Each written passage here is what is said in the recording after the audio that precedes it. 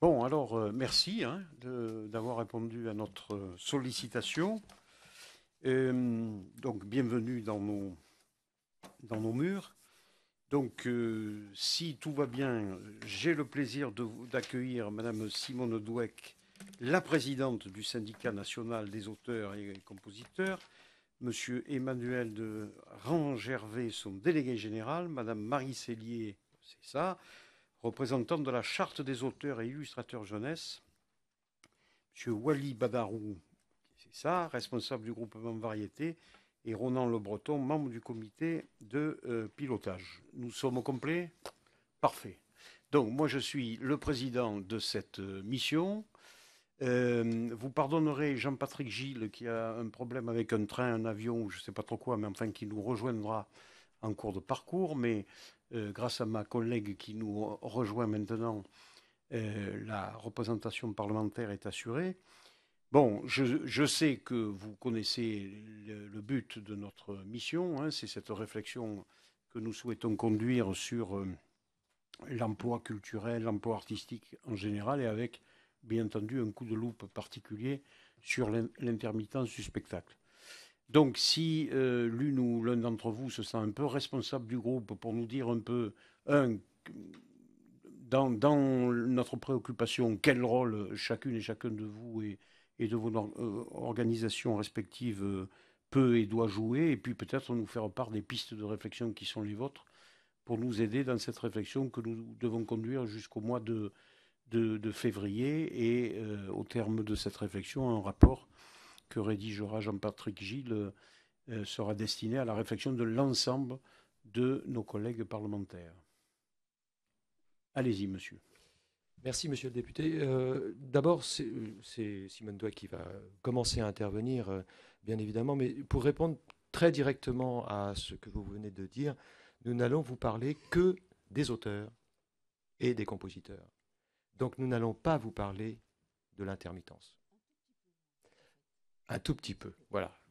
Vous n'aurez qu'un tout petit peu d'intermittence, car en ce qui nous concerne, en ce qui concerne le statut des auteurs, ce n'est pas le régime qui s'applique à eux.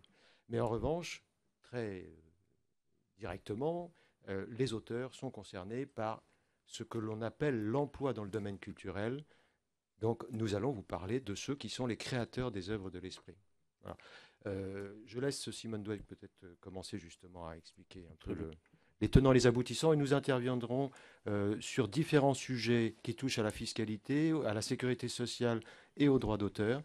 Il va de soi que si vous souhaitez que ce soit plus un dialogue, nous faisons un dialogue. Ce que je vous propose, c'est que à vous tous, on prenne un temps d'une demi-heure, par exemple, et puis après, probablement, j'aurai quelques renseignements complémentaires à vous demander. Si le rapporteur nous en rejoint, je lui passerai la parole. Et peut-être ma collègue souhaitera intervenir. Nous savons que nous avons, à partir de maintenant, 55 minutes, donc on se les répartit. Et alors, ne craignez rien, on n'est pas frustré en matière d'intermittence du spectacle, parce que nous y avions passé jeudi dernier, donc tout va bien. On peut parler d'autre chose que de l'intermittence du spectacle. Et puis, le sujet que vous évoquez, bon, me tient peut-être plus particulièrement à cœur, mais de toute façon tient à cœur de l'ensemble de nos collègues. Je vous en prie, madame. Ici, ça y est. Voilà, comme ça. Ça marche, oui. Effectivement, c'est comme à la radio. Donc, je veux juste vous présenter le SNAC en deux mots, vous dire que c'est un syndicat qui regroupe comme ça. Oui.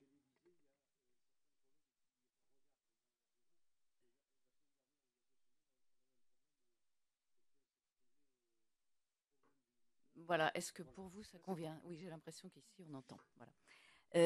Donc le SNAC est un syndicat qui est né en 1946, qui a regroupé au fur et à mesure plusieurs chambres syndicales, et qui aujourd'hui réunit à peu près 1000 adhérents, répartis en des groupements très différents. C'est-à-dire ça va de la littérature à l'audiovisuel, en passant par le théâtre, la bande dessinée, la chorégraphie, la scénographie et la musique, et bien évidemment qui fait partie aussi de façon importante des effectifs du SNAC. Alors, le SNAC est un syndicat, une organisation, pas une société d'auteurs. C'est-à-dire que le SNAC, organisation professionnelle, vit sur ses fonds propres, réunit des gens qui trouvent à défendre là des intérêts communs. Le SNAC donc, se préoccupe de défendre les auteurs, de défendre le droit d'auteur, parfois d'accompagner en justice certains auteurs pour des conflits, pour des conflits juridiques qui peuvent, à son sens, avoir un intérêt pour la collectivité entière des auteurs. Donc des affaires qui font poids pour la collectivité des auteurs. Voici pour la présentation brève du SNAC. Je voudrais vous parler justement des auteurs de radio, donner ce témoignage-là à propos des auteurs de radio. C'est là qu'on va entendre parler un tout petit peu d'intermittence, car les auteurs de radio, qui se divisent en auteurs de fiction, en gros, et puis auteurs de documentaires, ce sont des auteurs qui touchent des droits d'auteur, qui, pour ce qui est des auteurs de fiction, donc, sont uniquement et exclusivement payés par le droit d'auteur, que ce soit à la commande de l'œuvre, puis à la diffusion de l'œuvre. Les auteurs de documentaires, eux, c'est d'eux peut-être que je vais plus vous parler, puisque c'est mon expérience, sont des auteurs qui ont un statut qui est celui d'intermittent du spectacle, justement. C'est un statut qu'ils n'ont pas choisi, qu'on leur impose. Ça veut dire qu'un auteur de documentaires sonores, de documentaires radiophoniques, et je vais parler d'une expérience Radio France, puisque moi, mon expérience, elle est essentiellement celle de France Culture. Radio France qui est à la fois donc producteur des œuvres et diffuseur des œuvres, hein, c'est bien l'unique cas encore aujourd'hui. L'auteur de documentaire donc va être rémunéré de 3 façons. Il va premièrement percevoir un cachet qui est payé par émission, donc c'est l'intermittence. Sur ce cachet, sur ce bulletin de salaire figurent exactement les mêmes cotisations retenues, etc., que sur tout bulletin de salaire d'un autre salarié. Bon, deuxième chose, s'il a la chance de réunir ses 507 heures en 10 mois ou en 10 mois et demi, enfin plutôt en 10 mois pour les documentaristes puisqu'ils sont catégorie techniciens, s'il a ses 507 heures, il perçoit donc de Pôle emploi une indemnité, une allocation de retour à l'emploi, ARE. Enfin, il perçoit à la diffusion ou aux diffusions, rediffusions, etc. de l'œuvre, un droit d'auteur, des droits d'auteur qui lui sont versés là par sa société de gestion, en l'occurrence pour le documentaire, c'est la SCAM, pour la fiction, c'est la SACD. Alors à Radio France, à partir du moment où un projet est validé, on va mettre à la disposition de l'auteur des moyens qui sont des moyens techniques, c'est-à-dire matériel d'enregistrement, studio, cellules de montage, etc., etc. Puis des moyens humains.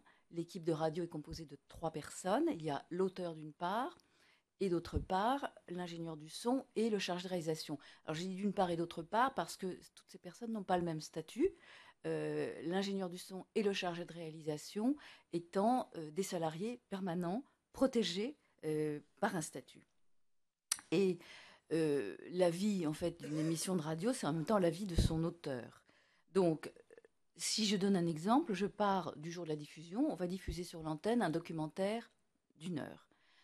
Donc ça va durer 1 heure en temps réel, mais qu'est-ce qui s'est passé en amont et pour que cette heure existe sur l'antenne?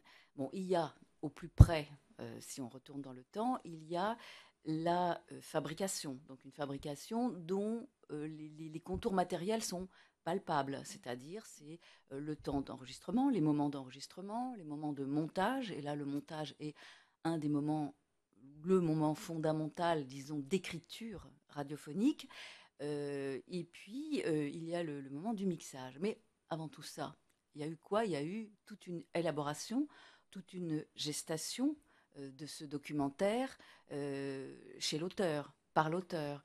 Il y a l'invention du sujet, ce qui ne se fait pas non plus comme ça au hasard, ça ne va pas de soi. Il y a une rêverie, si j'ose dire, à ce sujet qui peut durer, dont le temps est incompressible. Il y a après la recherche de documentation, la recherche de contact, enfin le choix des intervenants, etc. En fait, c'est toute une période qui, en fait, est invisible à l'antenne et dont les contours sont tout à fait flous, ne sont pas cernables de façon très, très palpable et très, très matérielle. Donc, en fait, le créateur de documentaire fait un travail d'auteur d'un bout à l'autre du processus. Mais si l'auteur perçoit des droits d'auteur à la diffusion, donc rémunérés par la SCAM, ce travail-là d'auteur que je viens de décrire en amont n'est pas pris en compte, par exemple, par Radio France, pour prendre l'exemple que je connais bien. Et il est bien évident que l'auteur ne peut pas enchaîner l'une derrière l'autre en permanence des productions comme sur une chaîne de fabrication.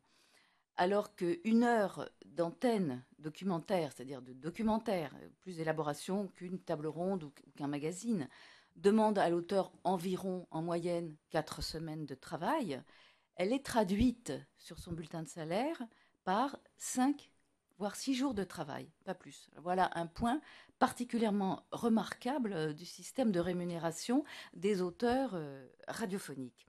Car non seulement le nombre de jours déclarés est la plupart du temps en deçà de la simple réalité de la fabrication, enregistrement, montage, mixage, mais bien plus, il ne correspond jamais au temps passé par l'auteur à élaborer son documentaire.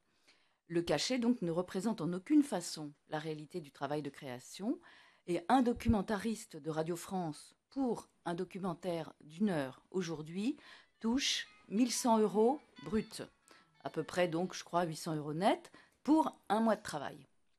Il est donc largement en dessous du SMIC. Alors, certes, s'ajouteront à ces 800 € l'ARE et les droits d'auteur, mais bon, c'est quand même à noter. Alors, je veux aussi insister ici sur le fait que la rémunération en droit d'auteur, hors le fait qu'elle correspond à la légalité, est tout à fait primordiale pour que les revenus d'un auteur de radio s'approchent un peu des besoins financiers nécessaires à des conditions de vie acceptables. Tant est mince le cachet qui est payé pour la prestation d'une émission. Et je veux aussi dire, et c'est important, que ce profil avec le web, avec tous les contenus nouveaux médias, une situation bien pire. Parce que les nouveaux modes de consommation de la radio en streaming et en podcast calculent à la baisse les droits des documentaristes. Je voudrais rajouter à ce propos que sur Radio France, on a des droits à la diffusion payés par une société de gestion. Ce n'est pas le cas sur toutes les radios. Et par exemple, sur Arte Radio, qui est quand même une radio qui compte pour le documentaire sonore, et bien sur Arte Radio, il n'y a pas de droit d'auteur à la diffusion parce que Arte Radio, à ce jour, ne paye aucune contribution à la SCAM. Hein. Voilà. Alors, ni à la SACD pour les fictions. Alors, par ailleurs, nous sommes aussi vigilants et attentifs à tout ce qui touche le droit moral, qui, encore une fois, avec la pratique des nouveaux médias numériques, est remis en question et ignoré. Et par exemple, nous avons été tout récemment contactés pour aider un syndicat dans une négociation avec Radio France. À cette occasion, nous avons eu la possibilité de lire un texte où l'on demanderait à des auteurs, la négociation n'est pas du tout achevée, mais où on demanderait à des auteurs, en ce qui concerne les nouveaux médias et pour toutes les œuvres à venir, de céder à l'entreprise la totalité de leurs droits, c'est-à-dire leur droit patrimonial et leur droit moral. Alors qu'évidemment, la loi du 11 mars 57 définit ce dernier comme inaliénable, incessible et imprescriptible. Voilà, quelques pistes pour ce qui est des auteurs de radio. Je peux répondre à d'autres questions si vous le souhaitez. Merci, madame. Vous avez noté que Jean-Patrick Gilles, notre rapporteur, nous a rejoint. J'imagine qu'il souhaitera compléter tout à l'heure. Et quand vous avez abordé l'intermittence du spectacle, et après on n'en parle plus, mais oui. Vous aviez l'air de penser que ce recours à l'intermittence, dans le cadre que vous indiquiez, était quasi naturel. Mais ça vient de quoi? Il n'est pas quasi naturel. En fait, c'est simplement que Radio France ou Arte Radio, par exemple, trouve que le système de paiement des documentaristes doit reposer là-dessus. Il faut dire aussi que tous les gens qui font l'antenne à France Culture, par exemple, et à France Inter, qui ont alors soit des contrats de grille, ça veut dire que c'est un contrat qui est valable pour une saison radiophonique, qui va donc de septembre à fin juillet, parce qu'après il y a la grille d'été, et ce sont d'autres contrats pour la grille d'été. Donc soit ces gens ont une émission régulière, hebdomadaire, quotidienne, etc., sur la chaîne, ils ont un contrat de grille, ils sont sous le régime intermittent du spectacle, ils perçoivent des congés payés, des congés spectacles. En revanche, ils ne perçoivent pas d'allocation de retour à l'emploi, tout simplement parce qu'on considère qu'ils ont un contrat continu. Les documentaristes, eux, sont vraiment employés au coup par coup. Il n'y a pas un documentariste attitré à une émission, à une case de documentaire. il y a plusieurs personnes qui tournent. Et voilà, donc ça va de soi, oui, enfin ça va de soi, c'est ce qu'on nous impose en tout cas. Merci. Allez-y, monsieur. Peut-être juste une précision. La question voulait peut-être dire que vous pensiez qu'il n'était pas aussi évident que ça qu'il y ait pour des auteurs un statut d'intermittent, un cachet. La différence vraiment la spécificité dans le domaine de la radio, pour les documentaires radio, c'est qu'il y a une présence à l'antenne. Donc il y a bel et bien un statut avec un lien de subordination avec l'entreprise Radio France. De la même façon que pour un réalisateur, il y a un statut de technicien et il y a un statut de droit d'auteur. Donc il est normal qu'il y ait effectivement une partie de l'activité qui soit rémunérée sous une forme salariale. La question qui se pose, c'est par contre de savoir, comme l'a exprimé Simone Dweck, de savoir s'il est normal qu'à Radio France paye une partie du travail réel avec le lien de subordination en cachet, et que le reste soit pris en charge par les ACIDIC, par Pôle emploi. C'est-à-dire que le temps réel de travail ne soit pas totalement rémunéré par l'entreprise pour laquelle il est fait. Là, c'est effectivement une vraie question. On va enchaîner peut-être avec le secteur du livre, si vous voulez.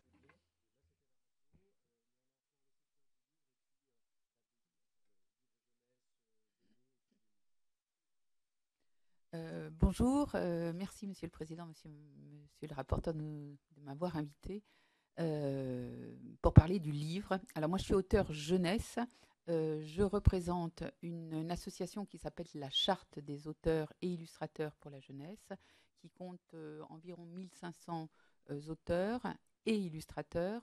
Le livre jeunesse représente à peu près un livre sur 5 vendus, donc c'est assez important. C'est une association qui existe depuis une quarantaine d'années, qui a pris beaucoup d'ampleur ces derniers temps. Ça, c'est un phénomène assez général chez les auteurs du livre, c'est qu'ils se regroupent de plus en plus en associations. C'est-à-dire que je pense qu'on assiste actuellement à une période historique où l'auteur n'est plus isolé comme il l'a été face aux éditeurs, et qu'il a la faculté d'échanger et des informations et d'exposer ses problèmes au sein de l'association. Et puis j'ai une deuxième casquette. Je suis également présidente du CPE, le Conseil permanent des écrivains, qui est une sorte de super structure, super association qui regroupe toutes les associations d'auteurs. Alors les associations d'auteurs, il y a du livre, le SNAC, la SGDL, la Société des gens de lettres, la TLF, l'Association des traducteurs de France, la Charte, bien entendu, mais aussi les sociétés de gestion collective comme la SCAM, comme la DAGP, comme la SACEM ou comme la SACD. Donc voilà pour me situer. Donc là, je vais vous parler je pense qu'on est très très loin de l'intermittence. Moi, je dis souvent qu'on est les derniers Indiens. On est parés des belles plumes de la création, avec nos costumes exotiques, mais derrière, la réalité est beaucoup moins brillante. Et les quelques auteurs qui jouissent d'une belle fortune, les auteurs de best-sellers, sont un peu l'arbre qui cache la forêt. Il y a actuellement une situation très préoccupante des auteurs, une précarisation générale des auteurs. Alors vous savez que nous sommes payés donc en droit d'auteur, c'est un pourcentage sur le prix de vente hors taxe du livre. Ces pourcentages de droits sont en baisse constante depuis une vingtaine d'années, dirais-je, et nous touchons un avaloir. Je dis ça parce qu'en fait, je me suis aperçue que le grand public pense que nous touchons la valeur indiquée sur le prix indiqué sur le livre. Je sais bien que vous n'ignorez pas que nous sommes rémunérés aussi non, peu. Mais en revanche, si vous pouvez nous rappeler les pourcentages, parce qu'il y en a plusieurs. Voilà, je vais vous rappeler ça. Alors, traditionnellement, en littérature générale, l'auteur touche aux environs de 10%, plus ou moins, avec des pourcentages progressifs en fonction des ventes, ce qui est assez normal. Moi, j'appartiens à une catégorie d'auteurs qui est plutôt mal lotie, car nous gagnons en moyenne moitié moins quand ce n'est pas un tiers ou un quart moins, hein. C'est-à-dire qu'un auteur de roman, je parle du livre gris, hein, le livre sans illustration, un auteur de roman jeunesse va toucher 5% de droits d'auteur. C'est historique. On ne sait pas très bien comment c'est arrivé. Je pense, si on sait comment c'est arrivé. C'est à l'émergence. Vous savez que la littérature jeunesse est une sous-catégorie, enfin une catégorie de la littérature qui a émergé relativement récemment. Et au début, on a fait valoir aux auteurs des ventes plus importantes qu'en littérature générale. Et c'est vrai, hein, un ouvrage pour adolescents se vend plus qu'un premier roman. Et donc, on a argué de ce fait pour baisser les pourcentages. Et les auteurs, tous individuellement, ont accepté. Et pour les livres illustrés, hein, c'est généralement 2% ou 3% par auteur, c'est-à-dire 2 ou 3% pour l'auteur, 2 ou 3% pour l'illustrateur. Donc vous voyez que il est extraordinairement difficile de gagner sa vie dans ces conditions-là. Alors, l'auteur touche un avaloir. Alors, cet avaloir se rétrécit comme peau de chagrin d'année en année. Quand j'ai commencé pour un album, on touchait 1500 € d'avaloir. Je vais vous dire, ce n'est pas énorme. Maintenant, il est fréquent de voir des avaloirs de 500 €. 500 €, voilà, plus 3. Il faut savoir aussi que les droits nous sont versés au minimum 18 mois après remise de l'œuvre, après mise en commercialisation de l'œuvre par le jeu, et qui est un jeu de provision sur retour qui fait que souvent on ne voit pas le premier centime hors avaloir avant 2 ans, hein, après publication. Donc ce sont des situations assez terribles. Alors, parallèlement, mais Emmanuel de Rangervais vous en parlera bien sûr, pèsent de nouvelles charges. Il y a eu un doublement de la TVA tout récemment. Enfin, il y a un projet de doublement de la TVA qui va toucher les auteurs, puisque ça va passer de 5 à 10%. De 7, oui, de 7 à 10. Et nous avons 5. Excusez-moi, juste pour bien clarifier, ne confondons pas la TVA sur le livre et la TVA sur les droits d'auteur. Ce dont vous parlez, c'est la TVA sur le livre. C'est effectivement dans le circuit que de prévoir que pour le livre, la TVA soit au taux réduit minoré de 5%. Mais pour le moment, dans le projet tel qu'il a été adopté par votre Chambre et tel qu'il est devant le Sénat, je ne sais pas où ça en est exactement du circuit, on est toujours à 10. Avant, on était à 5,5. Donc c'est bien, comme le dit Marie, un doublement de la TVA sur les droits d'auteur, c'est-à-dire directement sur la rémunération des auteurs, le salaire de l'auteur. Pardon. Nous avons également une charge de 0,35% qui pèse du fait de la formation. Alors c'est bien, ça ouvre un droit, mais bon, c'est une charge supplémentaire sur des revenus qui sont déjà très, très difficiles. Et alors l'autre, je dirais presque scandale actuel, c'est que ça c'est dans le meilleur des cas, c'est quand on nous paye, hein, mais il faut voir qu'il y a énormément d'éditeurs qui ne rendent pas les comptes. C'est-à-dire que les éditeurs nous demandent de signer des contrats pour toute la durée de la propriété intellectuelle, c'est-à-dire jusqu'à 70 ans après notre mort, c'est-à-dire que nous engageons non seulement nos enfants, mais nos petits-enfants, mais alors, ce n'est pas la majorité des cas, mais dans de très nombreux cas, ces éditeurs ne rendent pas de compte et donc ne payent pas les auteurs.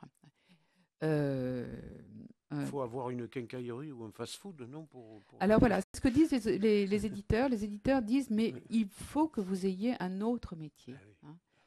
C'est-à-dire que rémunérer la création leur semble, enfin, pour nombre d'entre eux, leur semble exotique, puisque nous sommes rémunérés en reconnaissance, bien sûr, en statut. Je dis aussi que nous sommes souvent des parias à statut. C'est vrai que les gens n'imaginent pas quelles sont les conditions de vie des auteurs. Avec l'autorisation du rapporteur, je vous pose une autre question. Le tirage moyen d'un livre jeunesse, c'est combien? Alors voilà, ça c'est l'autre problème. Quand il y a une vingtaine d'années, les livres étaient tirés généralement à 6000 exemplaires, hein, ce qui expliquait, donc les pourcentages étaient moindres, mais il y avait de gros tirages et des ventes plus importantes. Là, les ventes, les tirages sont de plus en plus réduits et il n'est pas rare de voir des livres tirés à 1000 exemplaires. Au besoin, et en tout cas pour les romans, vous savez que il y a l'impression à la demande qui arrive sur le marché. Et la stratégie des éditeurs, c'est d'avoir de plus en plus des tout petits tirages, hein, et de vendre si possible à la demande. Alors, ce qui nous inquiète beaucoup, et ça, mais bon, je pourrais en parler pendant des heures, vous savez, non. Vous savez que il y a quelque chose qui nous pend au nez. Il y a une révolution qui se passe actuellement, c'est le passage au numérique. Et là, nous ne maîtrisons plus rien. Personne ne maîtrise rien. Oui, ça je sais bien. Mais les éditeurs, en fait, sont en train d'élaborer des modèles dont les auteurs étaient les plus grands oubliés. C'est-à-dire qu'ils n'avaient pas, jusqu'à il y a 5 ans, ils n'avaient pas pensé à rémunérer la création. Donc, ça fait plus de 4 ans que nous rencontrons les membres du syndicat national de l'édition pour essayer de définir des règles dans un univers, dans un contexte très mouvant, hein, puisque le modèle économique n'est pas défini. Et nous, notre demande, c'est que nous ne cédions plus les droits pour toute la durée de la propriété intellectuelle, mais pour une durée limitée, ce qui se justifie parfaitement, étant donné le peu de visibilité qu'on peut avoir dans ce nouveau modèle. Et puis, autre chose, un dernier point, il serait urgent que, comme dans l'audiovisuel, soit créé un organisme de contrôle des comptes des éditeurs. Parce que pour le moment, l'auteur n'a que la parole, hein, de l'éditeur. Or, nous savons tous que d'expérience que ces comptes parfois sont assez approximatifs et qu'en particulier une rubrique comme le pilon ou les livres qui sont distribués les livres hors droit, hein, servent de variable d'ajustement. C'est-à-dire que bon, quand il manque des ventes, voilà, on gonfle les pilons. Merci, c'était édifiant comme témoignage. Oui. Bonjour, Monsieur le Président, Mesdames, Messieurs. Donc, je parle ici au nom de la musique. Et ce n'est faire injure à personne que de constater que c'est un domaine que tout le monde croit connaître et sur lequel énormément de malentendus circulent, perdurent, quel que soit le nombre de fois sur lesquelles on tente de revenir. Je parle ici en tant qu'auteur, compositeur. La première les premiers des malentendus est, comme vous le savez, que très souvent, on ne fait pas la distinction entre l'auteur-compositeur et l'interprète. Et effectivement, si certains d'entre nous ont plusieurs casquettes, et c'est d'ailleurs, quand je dis certains, c'est assez répandu, c'est certes, certaines parties de nos activités peuvent être considérées comme de l'intermittence. En tant qu'auteur-compositeur, il ne s'agit absolument pas d'intermittence. Je tiens à le préciser, ça a l'air d'être une vérité de la palisse, mais si je suis devant vous, je vous dis qu'à 2h du matin, ce matin, j'étais dans mon studio d'enregistrement en train de composer. La composition, la création, l'auteur, est une activité quasi permanente pour certains d'entre nous. C'est une activité qui recouvre une foultitude de réalités. Il se trouve que moi, par exemple, je suis quelqu'un qui travaille beaucoup sur l'international, donc j'ai du travail en permanence parce que l'international, ça fournit. Mais ce que je veux dire par là, c'est que le travail que je fournis aujourd'hui en tant qu'auteur-compositeur, il n'est pas certain que ce soit dans la foulée qu'il soit utilisé, entre guillemets. Il y a un décalage pratiquement permanent entre le travail, la réalité de la création et le temps de, si vous voulez, son expression dans le public. Ça peut être très très court quand il s'agit d'une commande, par exemple. Quand il s'agit d'une commande pour un film, pour un opéra, pour une publicité, effectivement, il y a fourniture pratiquement instantanée. Il y a une sorte de lien entre le travail de l'auteur et du compositeur et son exploitation dans le public.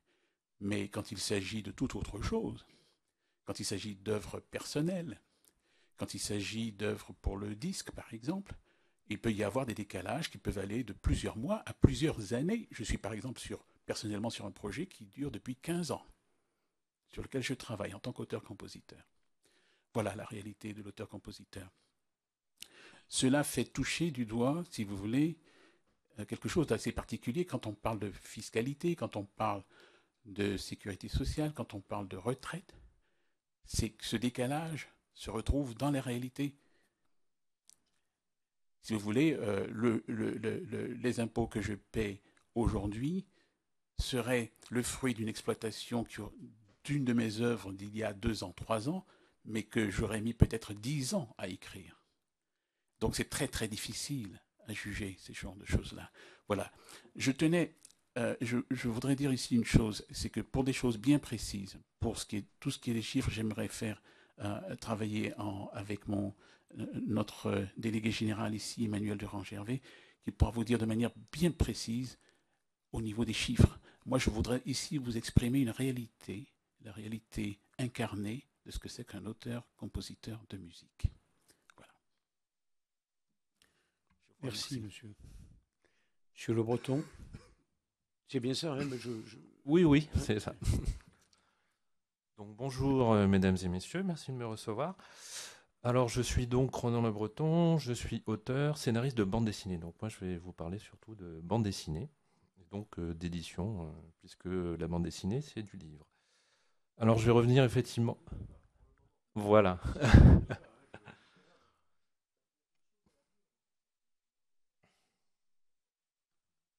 Alors je vais surtout revenir sur les questions de contrat, hein, et de rémunération. Et puis je vais aborder un petit peu aussi la question de la professionnalisation, puisque désormais nous cotisons pour la formation continue. Et c'est vrai que c'est un sujet qui je trouve intéressant pour les auteurs de l'écrit dont je fais partie. Concernant les contrats, donc comme Marie Cellier vous l'a déjà dit, actuellement, la durée de cession qui est demandée, je dirais même exigée par l'éditeur est de l'ordre, donc c'est la durée de la propriété intellectuelle, c'est-à-dire la vie plus de l'auteur plus 70 ans après sa mort. C'est une condition sine qua non pour l'éditeur, donc il n'est pas question de demander moins. Dans la réalité, je l'ai entendu parce que j'ai assisté à une table ronde au Centre national du livre la semaine dernière, des éditeurs disaient que la durée de commercialisation justement était de l'ordre de 2 ans, qu'après 2 ans on pouvait estimer si une œuvre ou non était rentable. Le problème c'est que après ces 2 ans, l'éditeur ne rend pas ses droits à l'auteur. Justement, malgré que la loi de 57 prévoit effectivement une obligation de l'éditeur d'exploitation permanente et suivie, c'est très compliqué pour l'auteur de récupérer ses droits, de faire valoir la défaillance de l'éditeur, de pouvoir reprendre son œuvre et la faire exploiter ailleurs. Donc cette durée de cession n'est pas logique dans le sens où l'éditeur a parfois une vision à court terme, qui est de l'ordre de quelques années. Deuxièmement, l'éditeur exige également l'ensemble de cession des droits, donc c'est-à-dire le numérique qui pour l'instant est en discussion, fera-t-il partie du contrat d'édition papier ou sera-t-il séparé? La question n'est pas encore tranchée actuellement, mais également le contrat d'adaptation audiovisuelle qui lui normalement est un contrat à part, hein, qui ne fait pas partie du contrat d'édition et qui est systématiquement annexé au contrat d'édition. Et un auteur qui refuse la cession des droits audiovisuels à son éditeur se verra refuser également son contrat d'édition. Donc il n'a pas le choix, l'auteur. Or, l'éditeur, après, ne va pas forcément non plus exploiter, tenter d'exploiter, de négocier un contrat d'adaptation audiovisuelle. Ou en tout cas, là, ça sera pareil, ça sera pour la durée de la propriété intellectuelle, La question se pose également donc de savoir si c'est bien l'éditeur qui doit s'occuper de ça aussi. L'auteur se retrouve donc finalement dans une relation asymétrique où il cède tous ses droits pour l'ensemble de la propriété intellectuelle, donc sa vie jusqu'à 70 ans après sa mort, à une seule personne qui ensuite exploite ou pas son œuvre. Donc ça, c'est quand même une question justement qui mérite d'être posée. Ce n'est pas le cas dans les pays anglo-saxons. Les auteurs en général cèdent leurs droits à plusieurs intervenants, à plusieurs tiers, à plusieurs des éditeurs, des producteurs. Donc là, je pose la question, effectivement, est-ce que c'est une bonne chose pour les auteurs et pour la création française, pour son exportation à l'étranger, son dynamisme. Concernant la rémunération, donc là, je vais revenir sur la question des rééditions des comptes, qu'effectivement, les comptes ne sont pas toujours rendus en temps et en heure. Ensuite, les libellés sont souvent opaques. Ils ne contiennent pas toutes les mentions obligatoires telles qu'ils sont définies dans le Code de la propriété intellectuelle, notamment les stocks en début d'exercice et en fin d'exercice. Moi, je les ai rarement, pour ne pas dire jamais. Également, les services comptables dans ce genre de questions sont assez flous quand ils répondent. Donc c'est très difficile pour l'auteur de savoir exactement qu'est-ce qui se passe, où en sont les ventes. En plus, il y a des pratiques illégales qui tendent à se multiplier, notamment les compensations intertitres et interséries. C'est-à-dire que l'éditeur se permet de récupérer donc, les avaloirs qu'il a versés à l'auteur en prenant sur les droits des différentes œuvres, ce qui n'est pas normal. L'éditeur se rembourse pour un avaloir donné sur une œuvre, sur la vente de cette œuvre en question, mais pas sur les autres ventes, ce qui effectivement est le cas, enfin ce qui se fait de plus en plus en bande dessinée, puisqu'en général les auteurs de bande dessinée signent des séries, c'est-à-dire des feuilletons qui vont durer 2, 3 ou 5 tomes. Et l'éditeur ne va pas se rembourser de l'avaloir du tome 1 sur seulement le tome 1, mais sur tous les tomes de la série. Ça, effectivement, c'est illégal. Deuxièmement, moi, je vais vous parler de mon expérience personnelle, et qui, à mon avis, est loin d'être la seule. Mon éditeur me considère, fait une lecture très particulière de mon contrat d'édition, et me considère solidaire de mon co-auteur. Étant auteur de bande dessinée, effectivement, je travaille en collaboration. C'est-à-dire, je suis le scénariste et je crée une œuvre avec un dessinateur. Donc, nous sommes deux auteurs sur le même contrat d'édition. C'est effectivement la norme en bande dessinée. Maintenant, je perçois un avaloir en tant que scénariste, qui n'est pas l'avaloir du dessinateur, qui touche évidemment bien plus, puisque son temps de travail est estimé à plus longtemps que le mien. Mais l'éditeur se rembourse sur l'ensemble de l'avaloir, c'est-à-dire le mien plus celui de mon dessinateur, et nous versera les droits quand seulement cet avaloir sera entièrement remboursé.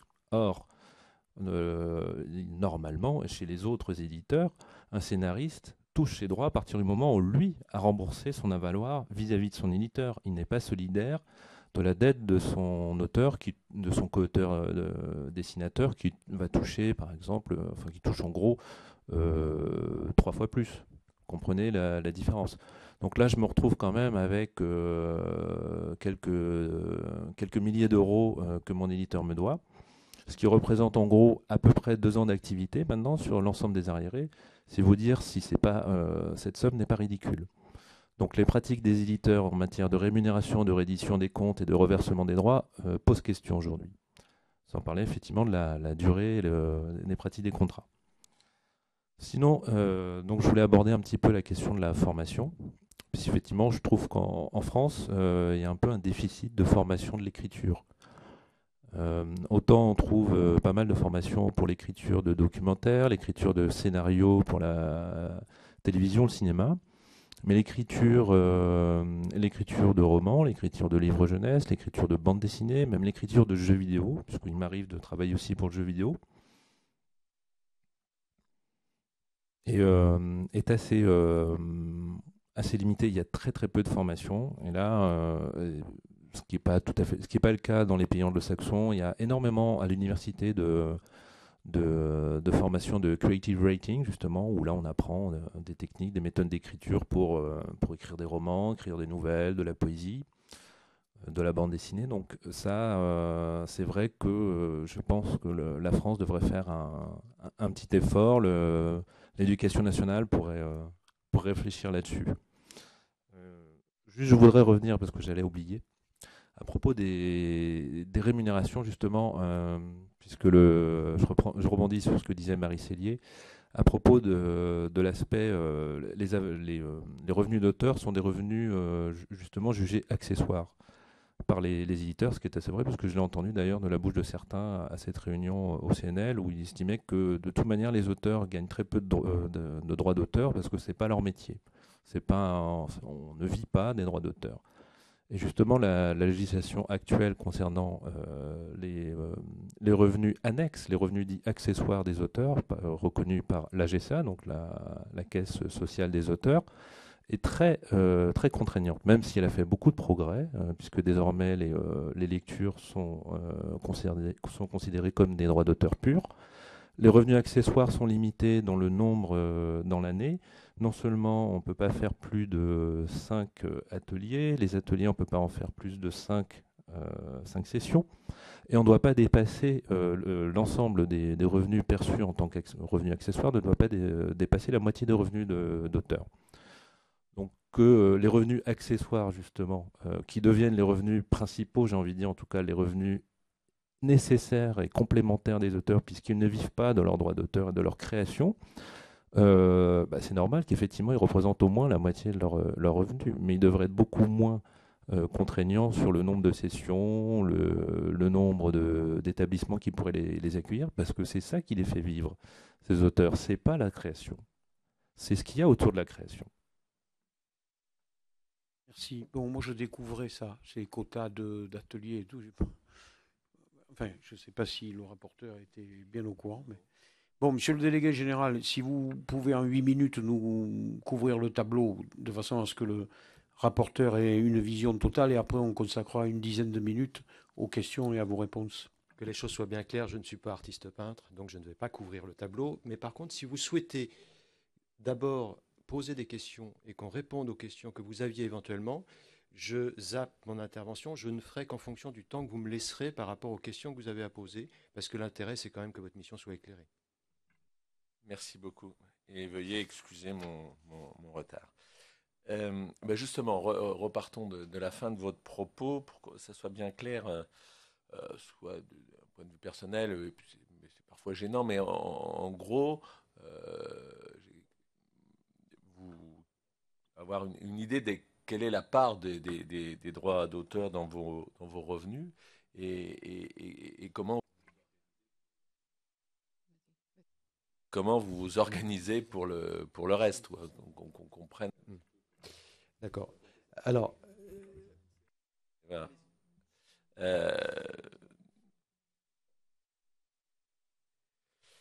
Bon, après, mes questions vont porter sur votre régime de protection sociale. Est-ce qui vous convient? Quelles sont les évolutions que vous jugeriez nécessaires?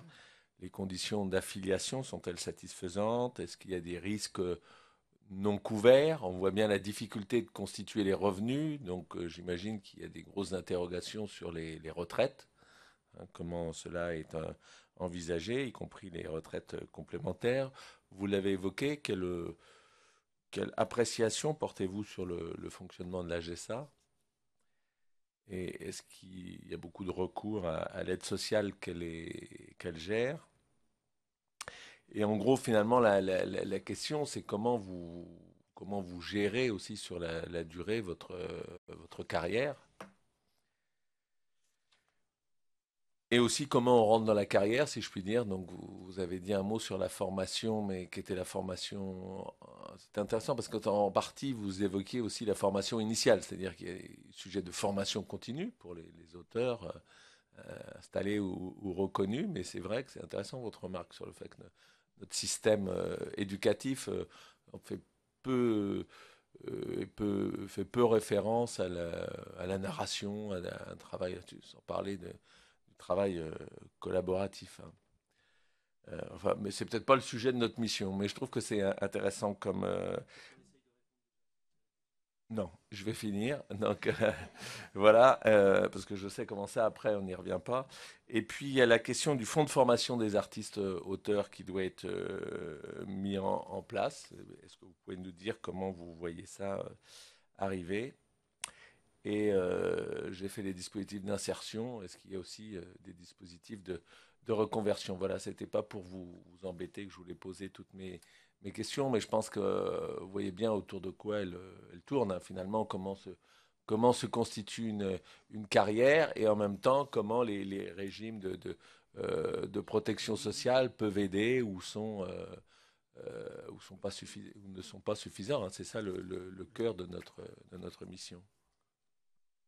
Alors, c'est quand même moi qui vais essayer de répondre à l'ensemble de ces questions, même si certains auteurs pourront éventuellement, s'il reste encore un petit peu de temps, ponctuellement sur leur secteur apporter des réponses complémentaires.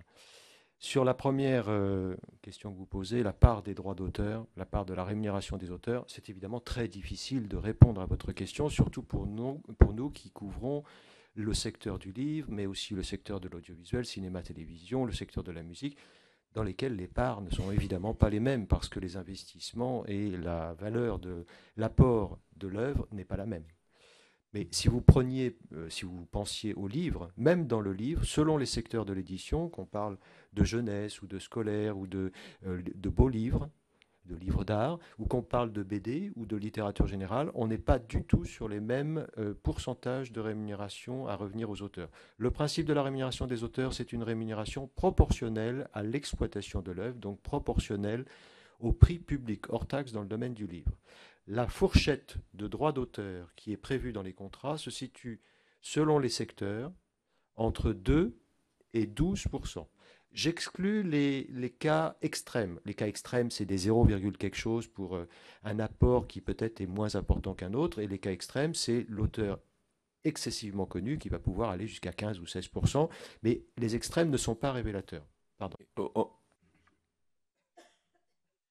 Bien compris ça. Ma question était aussi la part de ces droits d'auteur dans vos revenus. Enfin, alors j'imagine que là aussi vous allez me dire, mais et notamment est-ce qu'il y en a beaucoup qui sont par ailleurs salariés, hein, parce qu'on avait Donc c'est effectivement la même réponse. Et si vous voulez avoir un début de réponse plus scientifique, même si ce n'est pas totalement scientifique, vous regardez les chiffres des affiliés dans les régimes de sécurité sociale spécifiques des artistes-auteurs, que ce soit la GESA ou la Maison des artistes. Et vous constatez qu'à la GESA, par exemple, vous avez 12 000 affiliés, 200 000 assujettis. Si sur les 200 000 assujettis, il n'y a pas plus de personnes qui aient pris la décision de s'affilier à la GESA, c'est que probablement qu'ils ont un autre régime de couverture sociale. Par ailleurs, peut-être qu'il y a des imprévoyants, il y a des mal informés. Peut-être il faut améliorer ça. Je vais d'ailleurs revenir sur cette question-là parce que c'est une question importante. Mais malgré tout, vous avez un certain nombre de personnes dans la musique qui sont effectivement auteurs, compositeurs, interprètes. Ils ont un régime de sécurité sociale en tant qu'interprètes. Peut-être pourraient-ils compléter leurs droits sociaux en étant également affiliés à la GESA. Mais dans tous les cas, ils ont un régime principal qui est le régime des intermittents du spectacle. Pareil pour les réalisateurs ou d'autres catégories d'auteurs. Une question, est-ce qu'il y a... Non. Il y a des auteurs qui sont salariés. Ils sont en grande partie salariés. Les auteurs salariés en tant que salariés, c'est ça votre question? Et donc, dont les droits d'auteur seraient automatiquement liés à leur entreprise parce qu'ils seraient salariés? Non. Seulement, quels sont les statuts? Est-ce qu'il y a des gens qui sont auteurs, scénaristes et salariés comme tels, quitte à ce qu'ils aient aussi des droits d'auteur en plus, mais qui ne vivent pas que de droits d'auteur, qui ont un contrat régulier Juste ajouter, oui, quelque chose. En jeunesse, il y a beaucoup de profs à la retraite, énormément, hein, qui arrivent et qui écrivent des livres pour les jeunes. Voilà. Hein. Donc sur le régime de protection sociale, les risques non couverts, les questions de retraite, le fonctionnement de la GESA, etc., etc. Alors la GESA, il faut savoir que AGSA, Maison des artistes, hein, c'est la même chose, c'est les deux organismes de sécurité sociale pour les artistes-auteurs. Problème de terminologie par rapport à votre mission et par rapport aux documents que vous allez élaborer. Vous parlez d'emploi d'artistes, vous parlez d'artistes. Attention, si vous voulez parler aussi des auteurs et des statuts des auteurs, ajoutez artiste-auteur à tout le moins, ou alors parlez d'auteur et ou compositeur. Parce que les auteurs se sentent artistes, mais juridiquement, dans les textes, ils ne sont pas intitulés comme étant artistes. Quand on parle d'artiste, en principe, on parle d'artiste-interprète. D'accord ? Or, manifestement, votre mission a pour objectif aussi de parler des questions de statut des auteurs et des compositeurs. Donc, dans la rédaction qui sera adoptée, attention à cette question terminologique, elle est importante, comme l'a dit Wally Badarou tout à l'heure pour la musique. Il y a une confusion assez systématique quand on parle d'emploi artistique, à ne viser que les artistes-interprètes ou artistes-musiciens. Sur des risques non couverts. Oui, bien sûr, il y a des risques non couverts, mais pour différentes raisons et pour différentes populations. L'AGSA, la Sécurité sociale des artistes-auteurs, ça a été fait en 1975. Ça a été mis en vigueur en 1977. Les professions visées dans ce texte, qui remonte à 1977, ne sont évidemment pas tous les métiers de la création qui existent aujourd'hui en 2012. Donc oui, il y a un problème de périmètre de sécurité sociale pour ce qui concerne les métiers d'auteur. Comment voulez-vous, avec les textes qui ont été rédigés en 1977, faire entrer des populations d'auteurs qui n'étaient quasiment pas existantes à l'époque, comme les auteurs de doublage et de sous-titrage, comme tous les métiers de la création d'Internet. Voilà. Donc, incontestablement, aujourd'hui, si on veut regarder les choses, il faut revoir, faire un constat sur le périmètre d'application de la sécurité sociale des artistes-auteurs. On ne peut pas laisser des métiers d'auteurs qui sont incontestablement des métiers de la création en dehors des régimes de sécurité sociale des artistes-auteurs. Sur la question des droits non couverts, des risques non couverts, vous savez que les auteurs n'ont ni chômage, ni congé payé, ni accident du travail. Alors, chômage et congés payés, c'est sans doute normal compte tenu du fait qu'ils ne sont pas salariés. Accident du travail, ça pose quand même une petite question pour un certain nombre de catégories d'auteurs qui ont effectivement à se rendre dans des lieux à risque. Un metteur en scène, quand il est dans un théâtre, s'il se prend un cintre sur la tête, c'est quand même un peu embêtant s'il n'a pas un statut de salarié. Un réalisateur, s'il n'est pas effectivement salarié par ailleurs, ça pose un petit problème si pendant le tournage, il n'a pas une couverture au titre de l'accident du travail. Mais il y a d'autres métiers d'auteur où il n'y a pas de statut mixte salarié et auteur. Un compositeur qui va à des répétitions dans un orchestre, s'il tombe dans la fosse, vous me direz, il n'a qu'à faire attention, mais voilà, c'est embêtant quand même. Il y a un statut de l'auteur qui n'est pas totalement bien examiné. En ce qui concerne la sécurité sociale des artistes-auteurs, vous savez qu'en fait, le but, c'est d'assimiler les auteurs aux salariés, au régime général des salariés. Mais cette assimilation ne va pas jusqu'au bout. Par exemple, vous avez des droits sociaux qui sont ouverts, comme le congé parental partiel, qui sont ouverts en fonction d'un nombre d'heures. Comment on fait pour calculer le nombre d'heures correspondant aux revenus des auteurs ? Wally Badarou vous disait qu'il met 15 ans éventuellement à faire accoucher une œuvre. Et après, il va avoir des revenus pendant 3 ans après. Marie, pareil, quand un auteur signe un contrat, il travaille, effectivement, là, il fait des heures, mais il touchera des droits, il touchera de l'argent 2 ans après. Donc, il n'y aura pas d'heures, là. Et pourtant, les revenus qui vont servir de base au calcul des droits qui pourront leur être ouverts, c'est à ce moment-là qu'il va falloir le faire. Donc l'assimilation, elle est reconnue dans les textes, mais on n'a pas mis en place les moyens de pouvoir aller jusqu'au bout de cette assimilation sur un certain nombre de sujets. Donc là aussi, il y a un diagnostic des dispositifs existants pour les appliquer aux artistes-auteurs.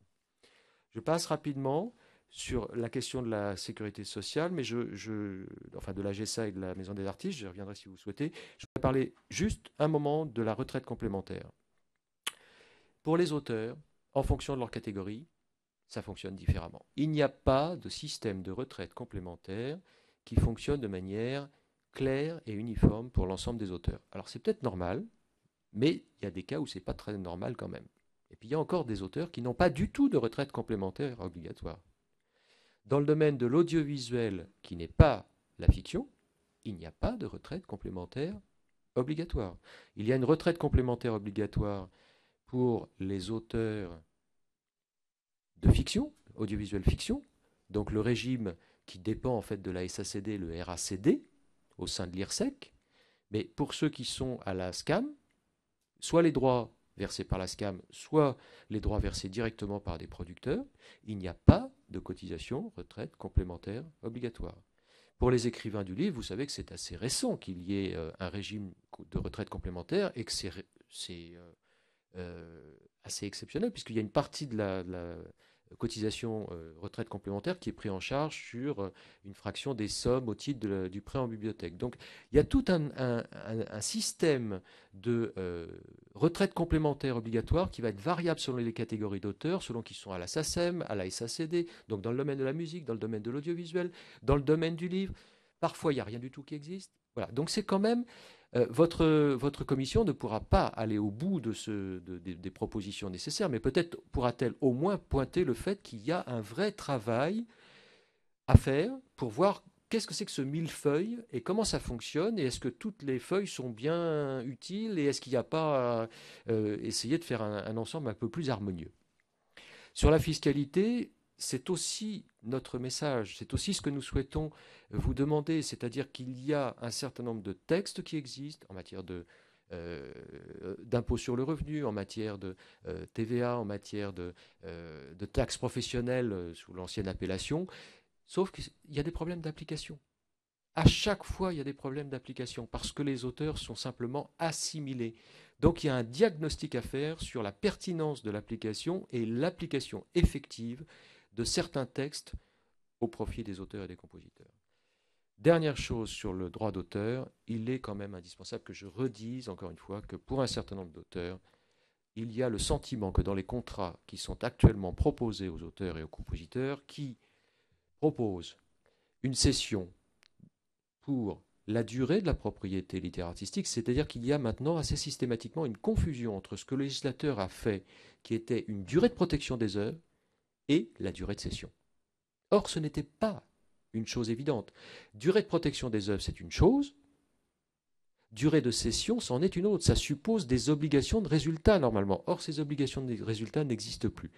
Donc, dans les contrats qui sont soumis aux auteurs, dans beaucoup de domaines, c'est la durée de la propriété littéraire, c'est 70 ans après leur mort. C'est le monde entier, ou l'univers entier dans certains secteurs, et c'est tous les droits d'exploitation, connus, inconnus, actuels, à venir. Voilà. Donc ça veut dire quoi? Ça veut dire que pour les auteurs, il n'est plus possible de négocier. Aujourd'hui, certains contrats d'auteur sont purement et simplement confiscatoires du droit d'auteur tel qu'il a été instauré par le législateur au bénéfice des auteurs pour défendre le pot de terre contre le pot de fer. Le pot de terre, c'est le créateur. Le pot de fer, c'est celui qui veut acquérir des droits au titre de l'exploitation des œuvres. C'est parfaitement respectable et nous sommes favorables au fait que le système du droit d'auteur reste un système basé sur une cession de droits, à condition que le cessionnaire des droits verse aux auteurs la part à leur revenir. Or, il n'y a pas d'obligation de résultat sur l'exploitation permanente et suivie des œuvres pendant toute la durée de validité du contrat, et il n'y a pas non plus de sanction au non-respect de l'obligation de reddition de comptes et de rémunération des auteurs. Ça fait quand même beaucoup. Ça fait quand même beaucoup, et ça fait peut-être trop pour que le législateur ne se dise pas « oui, il y a peut-être quand même nécessité de rééquilibrer le rapport juridique tel qu'il est instauré aujourd'hui et qui repose sur des mesures qui ont été faites il y a 60 ans, mesures qui reposaient sur une stabilité des diffuseurs qui n'est plus celle qui existe aujourd'hui. Un éditeur aujourd'hui, ça n'a rien à voir avec un éditeur il y a 60 ans. Que ce soit dans le domaine du livre ou que ce soit dans le domaine de la musique. Voilà, je m'arrête là. Si vous avez quelques questions aux auteurs. Merci. Est-ce que nos collègues Annie, Michel souhaitaient poser une question complémentaire? Non? Monsieur le rapporteur? Pour le scénariste, par exemple. Bon, vous avez une production régulière. Là, vous avez fait des séries. Vous faites que ça dans la vie ou... Enfin, c'est un peu indiscret, mais bon. Alors non, je fais pas que ça. Pour ce qui est des revenus accessoires, moi j'ai parlé de ça parce que je suis pas le plus concerné, parce que justement j'ai du mal. J'ai du mal. Les établissements, les médiathèques sont heureux de recevoir les auteurs gracieusement. Parce que déjà, pour leur faire comprendre que l'auteur vit mal de sa création, que ça c'est un revenu complémentaire, c'est difficile. Donc, il n'y a pas toujours cette compréhension au sein des établissements scolaires, des établissements socio-éducatifs et les médiathèques, que justement l'auteur doit être rémunéré parce que ça le permet justement de vivre de sa création. Et après, quand il a réussi déjà à faire passer ce premier barrage, donc il y a le deuxième barrage de l'AGESA, comme je vous disais, où c'est très complexe. Et là, je me retrouve face à des interlocuteurs qui me disent « Ah, mais vous comprenez, nous on veut bien vous payer, mais sur présentation de facture. On ne veut pas déclarer aux AGESA. » Parce qu'un diffuseur qui donc, une école qui reçoit un auteur, doit rémunérer l'auteur donc pour son intervention et faire une déclaration pour le précompte aux AGESA. Donc comme il doit faire une double facture. Et ça les embête. Donc c'est pour ça que je vous parlais de ça, parce que les revenus accessoires, c'est vraiment un labyrinthe pas possible. Or, c'est vraiment un revenu important pour les auteurs, notamment les auteurs jeunesse, parce que justement, comme Marie-Célie vous l'a dit, ils ont une rémunération sur droit d'auteur qui est ridicule. Donc, ils arrivent à en vivre parce qu'à côté, ils donnent beaucoup, ils font beaucoup d'interventions en classe. Et moi, de mon expérience, justement, les interventions en classe ou en médiathèque, c'est un parcours du combattant pour arriver à trouver finalement une intervention et qui soit rémunérée. Donc c'est pour ça que j'insistais sur ce point. Maintenant, puisque vous me parlez de ma situation, actuellement, j'ai réussi à rééquilibrer ma situation parce que justement, je ne suis pas qu'auteur.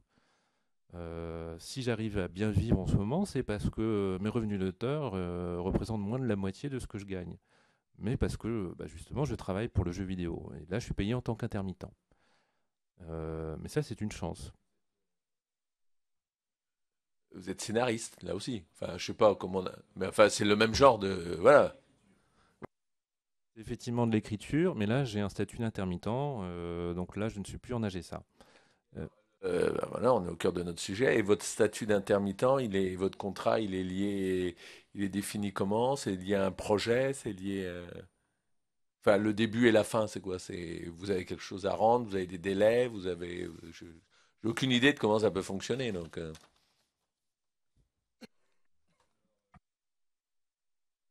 Ça n'a pas marché.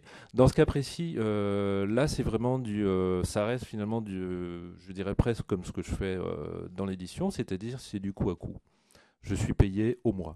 C'est vraiment et d'ailleurs, c'est un métier que j'ai eu avant, quand j'ai commencé, où je ne vivais pas assez des droits d'auteur. J'ai été réceptionniste dans un hôtel et j'ai été intermittent du privé, c'est-à-dire que je faisais des sondages téléphoniques et de la vente par téléphone, et j'étais payé au mois. C'est-à-dire je ne savais pas le mois prochain combien j'allais faire d'heures et combien j'allais être payé. Et actuellement, dans le jeu vidéo, c'est comme ça que je suis rémunéré. Je sais effectivement qu'il y a des missions qui vont durer un certain temps, mais en réalité, je fais des contrats au mois par mois. Donc d'un mois à l'autre, ça peut s'arrêter. Ça reste précaire, de toute manière, dans un cas comme dans l'autre. Et heureusement que j'ai ça, parce que finalement, la précarité de l'édition est maintenant tellement pire, tellement dure, que le jeu vidéo, finalement, je trouve ça, cette intermittence, elle me satisfait. Mais c'est quand même bien, heureusement, ce n'est pas le cas forcément de tous mes confrères auteurs. Donc c'est pour ça que je voulais souligner ce point-là. Il est difficile pour les auteurs d'arriver à s'équilibrer parce qu'il faut vraiment jongler sur plusieurs statuts et avoir plusieurs rémunérations parce que les conditions de rémunération actuelles sont effectivement défavorables ou insatisfaisantes pour l'auteur. Merci. Vous avez compris que notre rapporteur se préoccupe du scénario de son rapport. Voilà. Donc, et des conditions dans lesquelles il sera rémunéré. Bon, merci, monsieur le délégué, je vous en prie. On en a vu un des rapports qui est officiel, qui était payé en droit d'auteur à la GESA. Moi, je suis dans les commissions professionnelles. Ah oui. On a vu des choses bizarres. Bon, ce n'est pas le cas ici. Voilà. Bon, merci Monsieur le délégué général, merci à chacune et chacun de vous pour la qualité de vos témoignages.